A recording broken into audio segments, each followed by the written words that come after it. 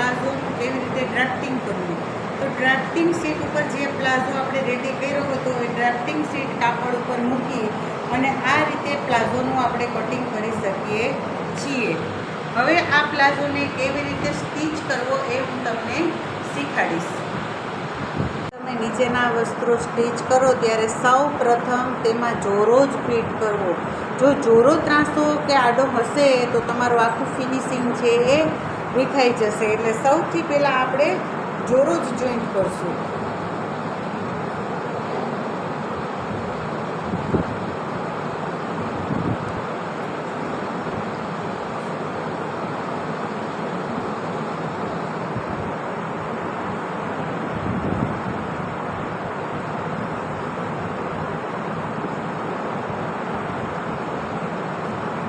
Cutting કરેલું હોય તો એ સીવતી વખતે આપણે જોતું જવાનું કે આપણા કટિંગમાં કાંઈ ફેરફાર તો નથી ને, આડું અવડું તો નથી ને. હોય તો એટલા ભાગને વ્યવસ્થિત રીતે પાછો કટ કરવો. તમે જોઈ શકો છો કે કમ્પ્લીટ આપણા જોરાનું કટિંગ આ રીતે છે. હવે આપણે જોરાને જોઈન્ટ કરશું. કોઈ પણ વસ્ત્રના બે ભાગને જોઈન્ટ કરો ત્યારે એમાં સિલાઈનો ટાંકો છે એનાથી લોક મારવો ફરજિયાત હોવો જોઈએ, નહીંતર ત્યાંથી બંને કાપડ છે એ અલગ અલગ થવાની શક્યતા રહે છે.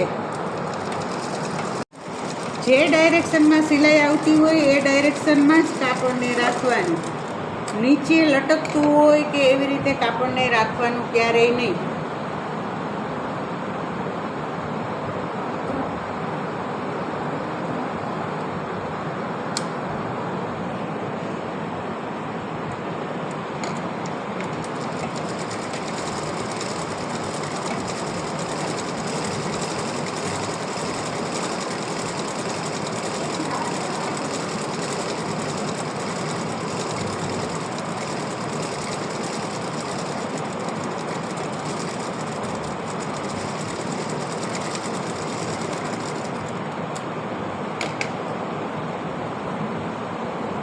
બંને જોરા આપણા આ રીતે જોઈન્ટ થઈ ગયા.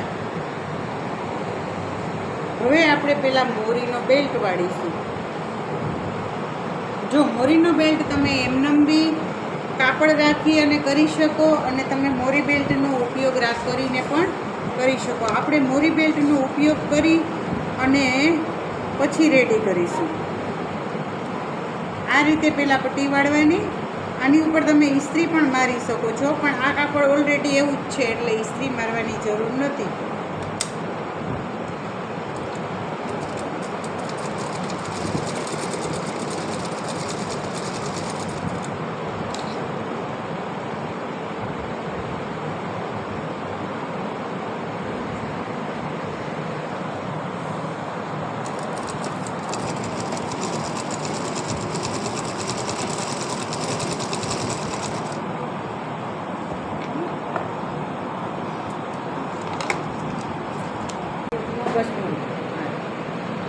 અહીંયા આપણે સિલાઈનું માર્જિન 1 ઇંચ રાખ્યું હતું. જેમ જેમ સિલાઈ ઉપર સિલાઈ થતી જશે તેમ સિલાઈનું માર્જિન છે એ ઘટતું જશે.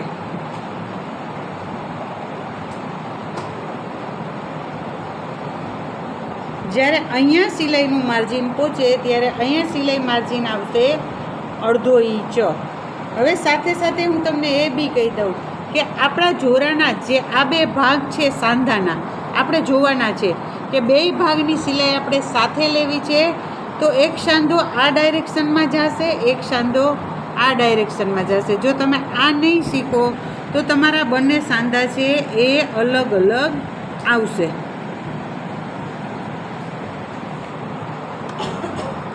હવે આ રીતે આપણે સાઈડની સિલાઈ 1 ઇંચ મારશું.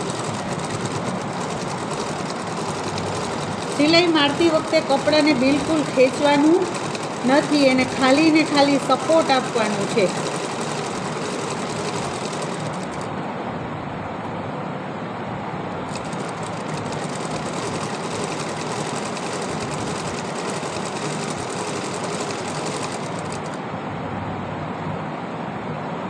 હવે આમાં એક સાંધો છે આ બાજુ જશે, ઉપરનો સાંધો છે આ બાજુ જશે, નીચેનો સાંધો છે આ બાજુ જશે.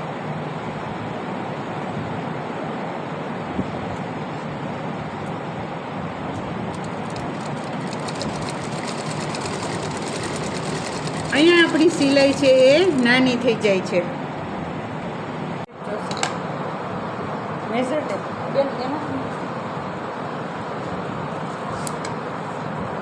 હવે તમે જોઈ શકો છો કે મેં નેફાની સિંગલ પટ્ટી પહેલાં વાળી લીધી છે.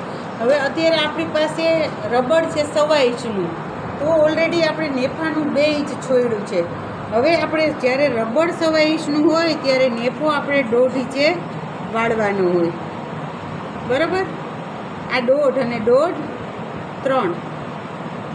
આપણો નેફો કેટલો વળશે? 1.5 ઇંચનો. રેડી?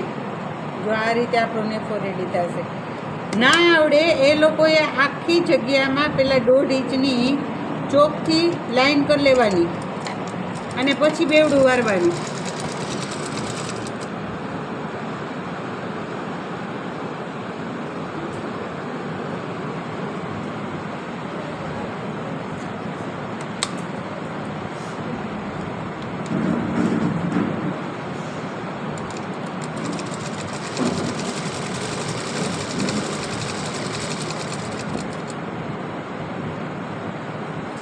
જ્યારે તમે સિલાઈ કરતા હોય ને તમારે મશીનને સ્ટોપ કરવું હોય, બંધ કરવું હોય, તો તમારી સોય છે મશીનની અંદર ડૂબેલી જ હોવી જોઈએ, નહીંતર સિલાઈ છે એ ત્રાંસી વાકી થઈ જાય.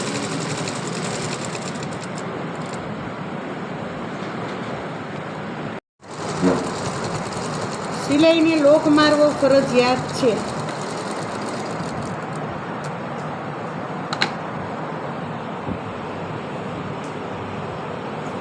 હવે શું બાકી રહ્યું? કેટલી વાર લાગી સીવતા?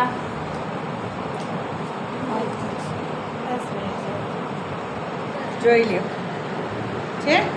હવે આપણે આનો નેફો વાળશું. હવે અહીંયા ધારવાળો ભાગ છે. જો તમે પટ્ટી ના વાળો તો પણ ચાલે, પણ આપણે 2 ઇંચ મૂક્યું છે એટલે આપણે પટ્ટી વાળશું. એક પટ્ટી વાળીને બતાડું.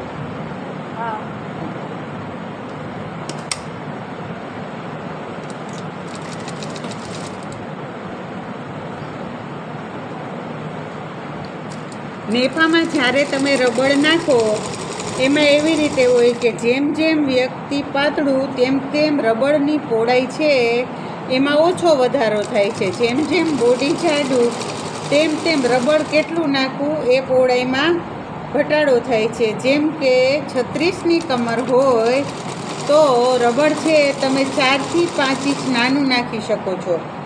જેમ જેમ કમર વધશે એમ રબડ તમારે ઓછું નાખવું પડે, કારણ કે લૂઝિંગ વધારે છોડવું પડે. એટલે જેમ જેમ કમરની પહોળાઈ અને સીટની પહોળાઈ વધે એમ રબરની પહોળાઈમાં ઘટાડો થાય છે. નાઇટ સૂટ પેન્ટ આ રીતે રેડી છે. હવે હું તમને ટેબલ ઉપર રાખી અને બતાવીશ.